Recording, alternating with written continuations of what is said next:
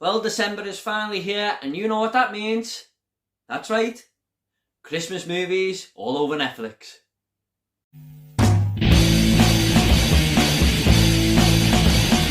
What is up, everyone? Movie Wayne back again with another review, and it's going to be for the film The Christmas Chronicles Part 2, and this is directed by Chris Columbus, yes, that same guy who directed the first two Home Alone films, and it stars Kurt Russell, Goldie Hawn, Darby and Jazzy Bruno.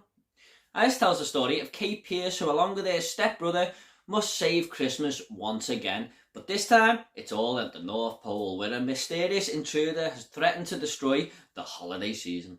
I was really surprised with that first film a few years back. Netflix do love a good Christmas original on the service, don't they? And I was expecting a half as good sequel maybe here at best, but I found myself in the Christmas Chronicles Christmas spirit all over again.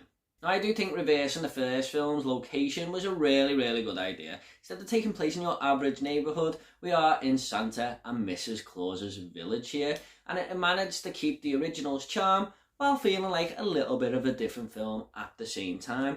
And, you know, the North Pole looked absolutely amazing. It was one of the best things about the movie, to be honest. Everything was so colourful, it felt like Christmas, and Jack and Kate being shown around this village by Santa and Mrs. Claus was just one of the best parts of the movie, and I think I had as much fun exploring this village just as them two did on screen.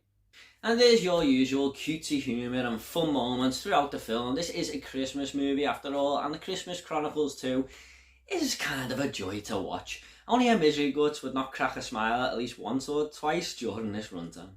One of the best things about the first one was Kurt Russell as Santa Claus, and this time around it is no exception. He shines in this role. It's kind of like he was born to play it, and he is fully invested in giving us the best version of Father Christmas that he can. I think this might be my favourite role of any Santa Claus in any Christmas movie that I have seen, to be honest. Now, this sequel does introduce Mrs. Claus, like I have mentioned, and she is played by Goldie Hawn, and she bounced off Kurt Russell all the way through the film and even give him more personality. She was such a welcome addition. Now, there's a little bit of backstory between the two here that doesn't delve too deep, but you can tell that she's so happy to have these kids around and show them a good time, and that just makes her character even more likeable. Now, Kate is also a really good protagonist to get behind and follow throughout this movie. Darby is a really talented young actress, as is Jazzy Bruno, who plays her youngest stepbrother really, and the two of them lead the film really well for such young people. Now, I am being a little bit harsh there when I say for such young people, because I think the days of young actors and actresses being annoying in films are pretty much behind us for 90% of the time these days. So yeah, it's a problem that was really in the 80s really, I feel, but today's standards, I think young actors and actresses have really improved, and these two do show it in this film. Staying with Kate though, there is a moment towards the end of the film. Now, I'm not going to ruin anything, but she's had a bit of a troubled past, understandably so, and she's trying to deal with this, and it's, you know, it's really grating on her, and it has been for a while. Now, the way this movie tells this part of the story for like this 20-minute segment towards the end with the help of Santa Claus was pretty much genius to me. I thought it was such a clever idea, and I'm glad they went down this avenue, because they could have just easily stayed away from that, but it comes away from the generic route a little bit, and, you know, just fitted in really well with the film's Christmas spirit. And I'm so happy they included that, because it lifted me as a viewer and it lifted Kate on screen. You could see it. So yeah, I thought that was a really clever touch, and something I didn't really expect. I thought this was a very well thought out sequel. I thought the writers done pretty much what they could with the material they had at hand. It's a great Christmas film, it's lots of fun, and it's got very likeable characters.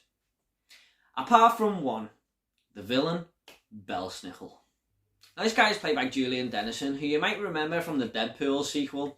He plays a rogue elf who's turned human and has this curse on him, and he hates humans, he hates what he's become.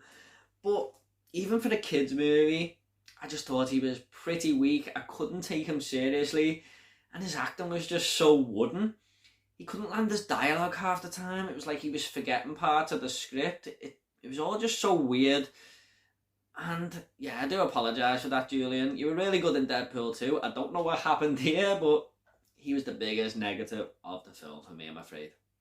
There are some questionable CGI moments here as well. Now, I do get it. It's a Netflix original and it's a Christmas film. No one's going to be watching this all year round, so why bother to put this amazing CGI in there, right?